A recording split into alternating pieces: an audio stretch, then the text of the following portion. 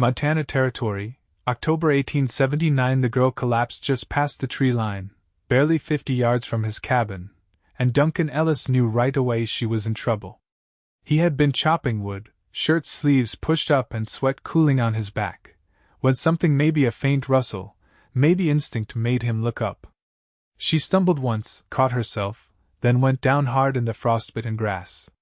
He was moving before the axe hit the ground. She was young, maybe 20, her dress travel-worn and dusted in dry mud. Her skin was pale beneath the dirt, lips cracked, and her brown hair tangled like it had not seen a brush in days. Her breath came shallow and fast. When he touched her cheek, it was burning. "Miss?" Duncan knelt beside her. "Can you hear me?" Her eyelids fluttered. "Water," she rasped. He slid one arm beneath her back and the other under her knees, lifting her with a grunt. She weighed nothing. The fever had taken hold deep. He carried her inside, bootsteps thudding across the wooden porch and through the cabin door that hung slightly crooked on its hinges. The fire still burned in the hearth. He laid her carefully on his bed, tucking a folded blanket beneath her head. He poured water from the jug, tipping it gently to her lips. She drank, then coughed, her whole frame shaking. Duncan set the cup aside. "You rest now. I got you." She was unconscious within minutes. He worked fast through the afternoon. Wet cloths for her forehead, broth over the fire, checking her pulse every hour. She did not wake. He found a scrap of paper in her skirt pocket with a name on it. Selene Lark. The name stuck in his chest like a nail. Outside, the sun dropped behind the pine-covered hills, and the wind picked up. Duncan sat beside the bed, arms resting on his knees, watching the flicker of firelight across her face. Her lashes trembled now and then, but she did not wake. He did not sleep either. By dawn, the fever broke. She blinked slowly into the morning light, confused, trying to sit up. "Easy there," Duncan said, moving closer. "You had a bad fever." Her eyes settled on him. They were a deep hazel, rimmed red with exhaustion. "Where am I?" "My cabin." "You collapsed outside yesterday." She looked around, then down at the blanket. "I do not remember. You told me your name. Selene Lark." Her lips parted, and for a moment she said nothing. Then she nodded. "Yes." Her voice cracked. "Thank you?" "You do not have to thank me. Just tell me what happened. Are you running from something?" "No." She shook her head slowly. "I was trying to make it to Fort Benton. I left with my brother and his wife. They got sick crossing the Judith Basin. I buried them both." Duncan's throat tightened. He stood and poured more water, handing it to her. She took it with shaking hands. "I guess I got sick too. Kept walking until I could not anymore." "You came close to not making it," he said quietly. She looked up at him, her eyes soft and tired.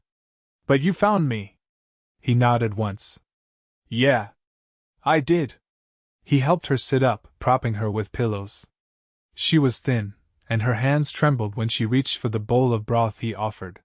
He did not tell her he had sat up all night watching her breathe, or that something in him had shifted when he carried her through that door. But it had. Later that morning, Duncan stepped outside to check the traps. The air was sharp with the bite of early winter, and the sky was hard and blue. When he returned, she was asleep again, curled tight under the quilt, her hair spread across the pillow like spilled ink. He stood in the doorway, watching her chest rise and fall. Something about her pulled at him. Not just because she was pretty. It was the way she had looked at him, like she was not used to kindness. And the way she had said, "But you found me," like she had not expected anyone would. By nightfall, she was stronger. She sat up to eat, her voice steadier now. "Do you live here alone?" she asked. "Yeah. I was a ranch hand down near Helena. Came north last spring. Built this place myself." She smiled faintly. "It is quiet. That is how I like it." She looked down, tracing the rim of her mug. "I have not been warm in weeks. You are safe here. You can rest as long as you need. She looked up then. Something passed between them, wordless and heavy. He cleared his throat. You from Kansas? She nodded. Near Abilene. My parents died last year. We had a little land but not much. My brother wanted a new start. He heard there was work up here, land to claim. I'm sorry about your family. Me too. They sat in silence after that, the fire crackling low. Outside, snow had started to fall. That night, Duncan gave her the bed again and laid a blanket down near the hearth. He was almost asleep when he heard her whisper, Duncan? He turned toward her. Yeah? I do not know how to thank you. You do not have to. A pause. Then softer. I am glad it was you who found me. He swallowed. Me too. He lay there in the firelight, watching shadows dance across the ceiling. Something warm stirred in his chest, something he had not felt in years. He could still see her eyes, the way they had met his without fear. There was a quiet strength in her, the kind that came from surviving loss and still moving forward. By dawn, Duncan knew. He was not going to let her go. Selene was steady on her feet by the fifth morning, though she still moved slow. The fever had left her wrung out like linens dried stiff in winter wind, but she no longer swayed when she stood. Duncan watched from the doorway as she poured water into the tin basin, fingers red from the cold, sleeves pushed to her elbows. She caught him looking and gave a small nod, not quite a smile, just a quiet acknowledgement that she was still standing. There's a creek not far, he said. I can take you to it tomorrow, if you're well enough. I'd like that, she said, drying her hands on her skirt. I've been breathing smoke too long. Duncan stepped outside and threw more wood into the stack beside the porch. The sky rolled with low clouds, the kind that held snow behind them. He didn't say anything, but he'd already moved supplies from the lean-to into the cabin, just in case. She joined him a few minutes later, wool shawl tied around her shoulders. Her hair was brushed now, braided uneven down her back. He noticed the rawness on her knuckles, the kind that came from too many days gripping cold iron or rough bark. You built all this yourself? She asked, looking past the cabin toward the shed he'd put up in July. Every nail. Took me through spring and a piece of summer. You work like a man trying to forget something. Duncan didn't answer right away. He picked up a log, split it clean in one swing, then wiped the axe blade on his coat. That's fair, he said finally. She didn't press him. Just stood beside the pile, watching the wood shift in the wind. That evening, she took a turn at stirring the pot over the fire. Duncan set the table without asking her to.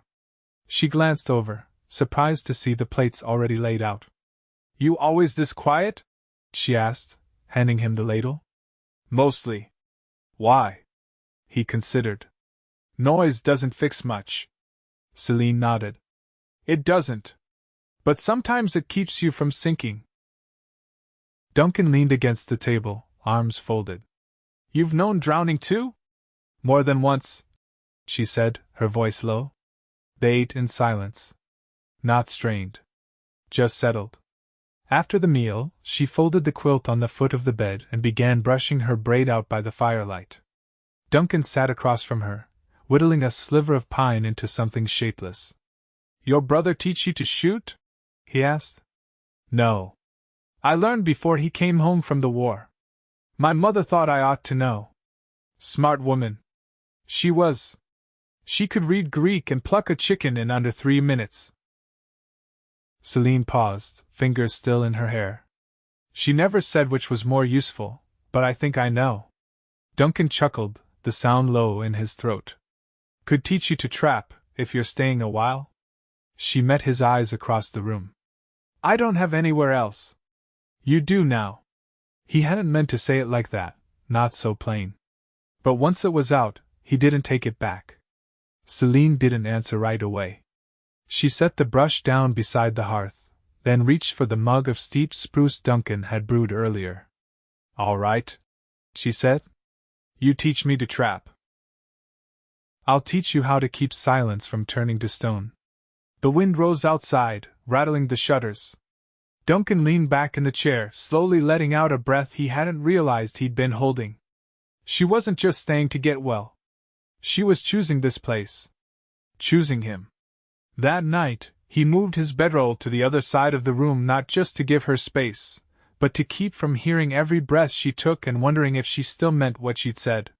He didn't sleep much, but he didn't mind. By morning, the snow had come in earnest. Selene stood at the window, shawl wrapped tight, her breath fogging the glass.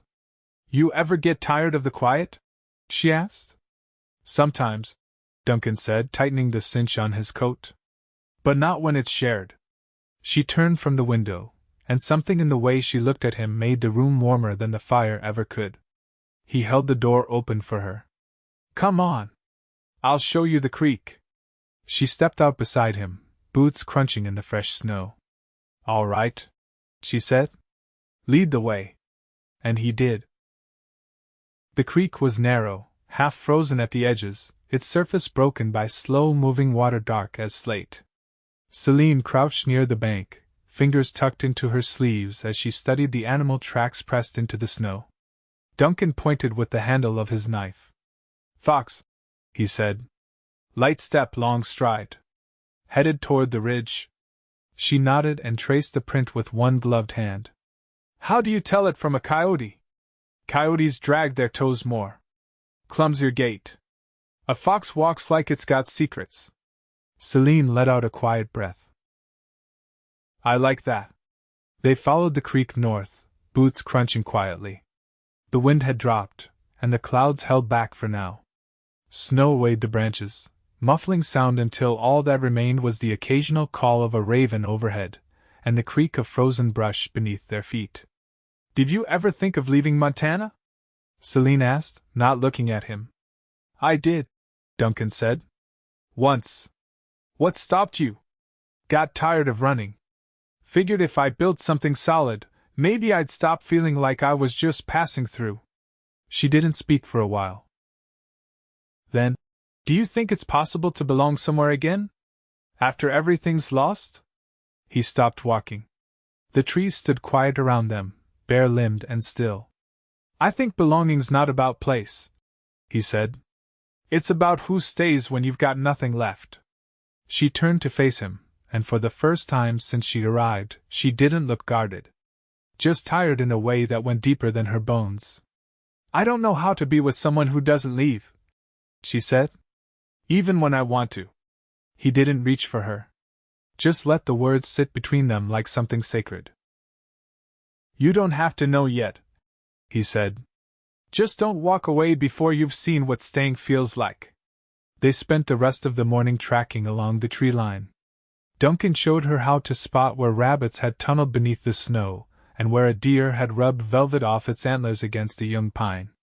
She listened, asked questions, and once or twice corrected him when he miscounted the notches on a tree ring. She was sharp. Not just smart sharp in a way that came from having to learn fast or be left behind. Back at the cabin, she hung her coat by the door and knelt beside the stove, adding kindling without being asked.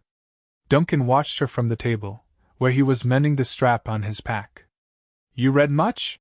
she asked, glancing at the shelf beside the window. "Only what I brought up with me. Bible, Plutarch, a geography book with half the pages gone. My mother taught me off an almanac and a hymnal. She used to say the Lord's mercy was in the margins." Duncan folded the leather strap over the buckle. "What was your favorite hymn?" She leaned back on her heels, thinking. "Come Thou Fount." She used to hum it while she made bread. He nodded slowly. "I remember that one. My sister sang it at our father's burial." Selene looked up. "You had a sister?" "Had 3. Mary, Eliza, and Ruth. Only Ruth made it past 20. He picked up the awl again, setting it against the leather. "She married a teacher in Colorado Territory. I haven't seen her in 5 years." A long pause passed between them.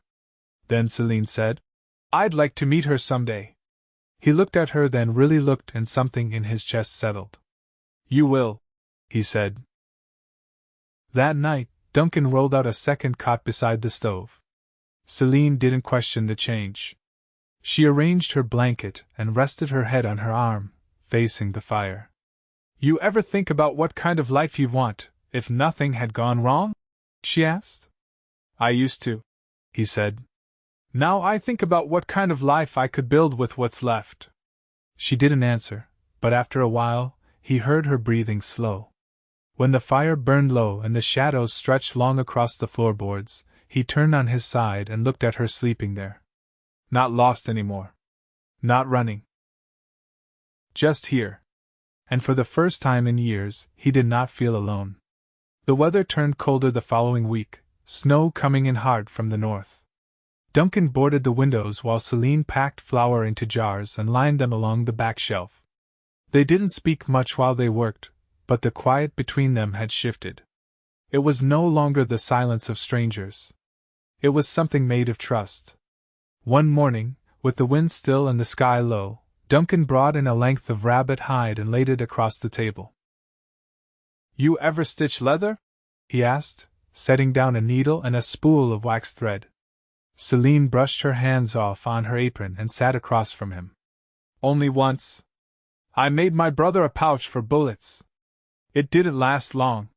He ran his thumb along the edge of the hide. We'll make something better. They worked side by side through the afternoon. The cabin was warm, fire ticking quietly in the stove, and the scent of pine pitch lingered from where Duncan had sealed a crack in the wall earlier that week. Selene's fingers were slow at first, but steady. She didn't ask for help unless she needed it. After a while, she said, Did you ever want children? Duncan paused mid-stitch. I did. Still do. She nodded, eyes still on her thread. I used to dream about having a little house. A herb garden. Maybe 2 boys and a girl. What changed? I stopped believing things could last. He said nothing, just leaned across the table and adjusted the edge of her seam. She looked up, and he held her gaze. I believe they can, he said. That night, she set the kettle to boil and unwrapped a bundle from her trunk. Inside was a worn book, the corners softened by time. My mother's, she said, placing it on the table. She used to read it out loud when the wind kept us up. He turned it over in his hands. Emerson. The binding was cracked, but the pages were clean. You want me to read something? He asked. She sat near the stove, hands folded in her lap. Only if you don't mind. He opened to a page near the middle and began to read. His voice was low, rough at the edges, but steady.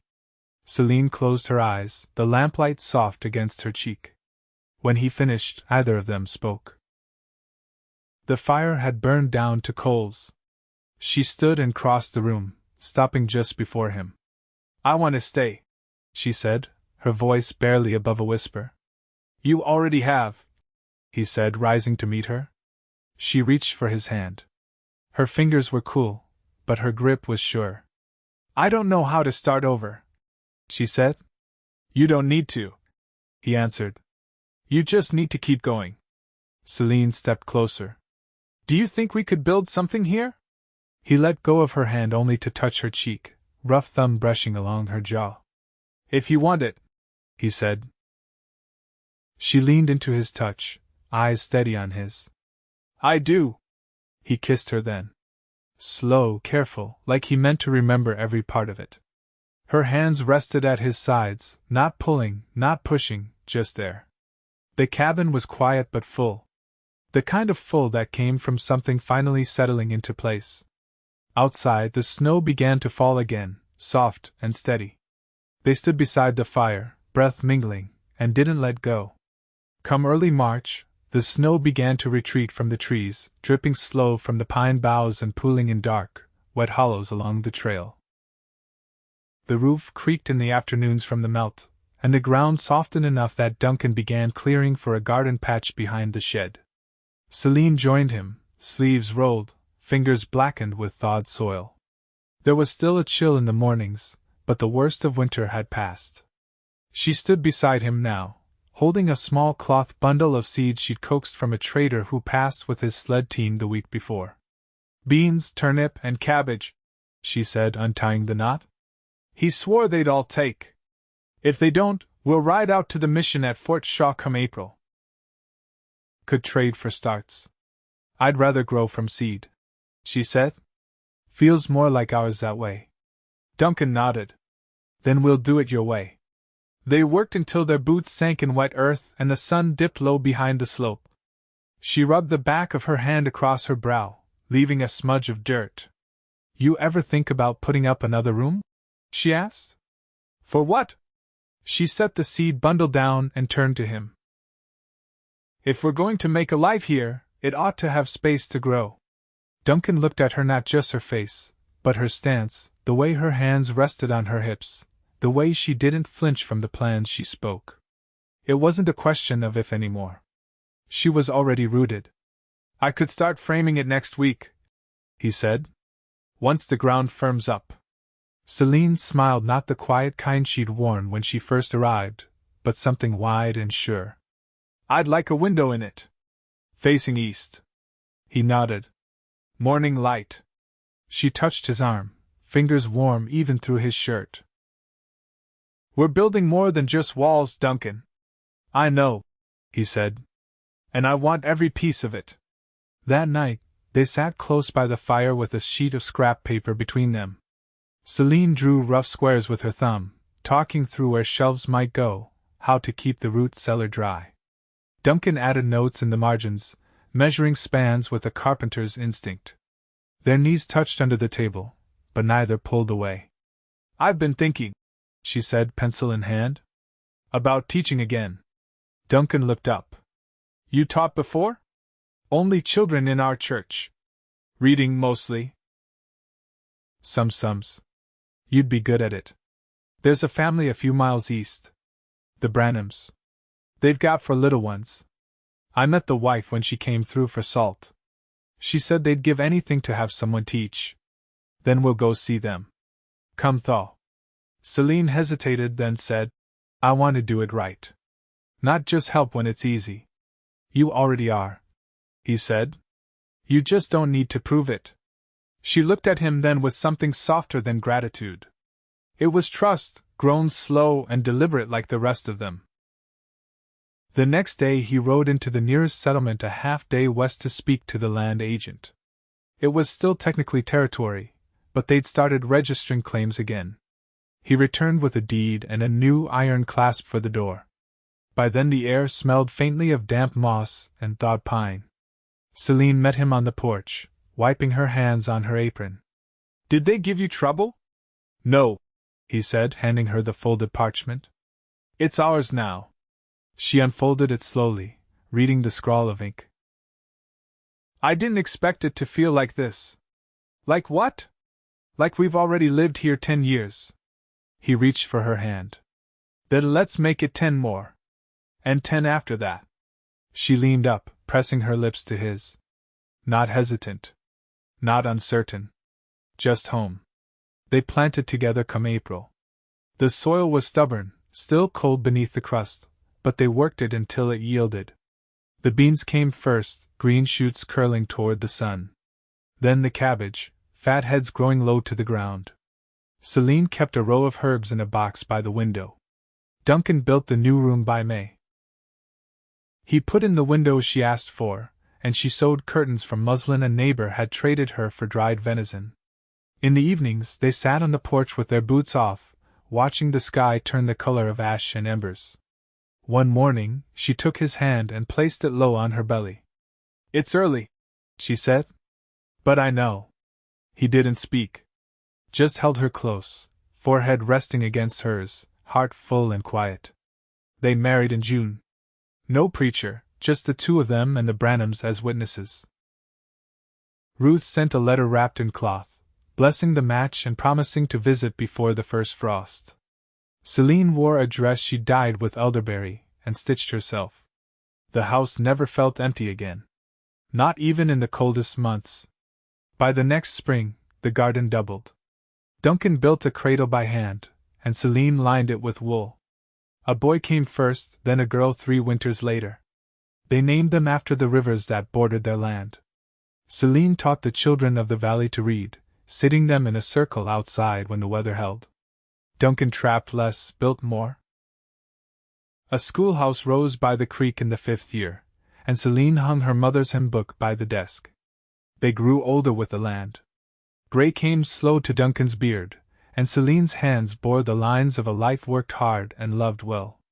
But every evening, when the sun sank behind the ridge and the wind softened, they sat together on the porch, shoulders touching, fingers linked.